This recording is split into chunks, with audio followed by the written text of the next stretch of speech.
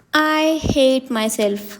आणि तुम्ही सुद्धा कधी ना कधी स्वतःचा राग केलाच असेल किंवा करत असालही अजूनही. नाही, टीनेजमध्ये नाही. टीनेजमध्ये तर आपण ओव्हर स्मार्ट असतो. तेव्हा फक्त आपलंच खरं आणि आपणच बरोबर. तेव्हा बाकी सगळे मूर्ख वाटतात आपल्याला. मला असं वाटतं ग्रॅज्युएशननंतर किंवा पोस्ट ग्रॅज्युएशननंतर हा तो काळ आहे जेव्हा कोणीतरी जॉबच्या शोधात असतं, कोणीतरी जॉब लागलेला असतं, पण लाईफ एन्जॉय करायचं विसरून जातं.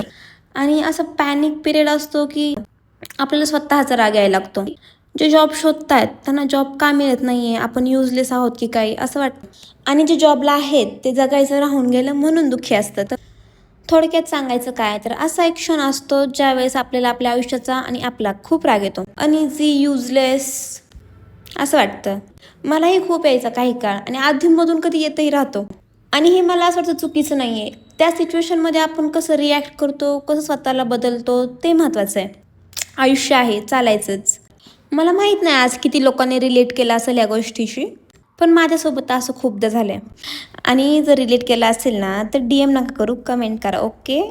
मला कमेंट करायला घाबरू नका, कोणीही वाचणार नाही. फॉलो करायला विसरू नका. बाय.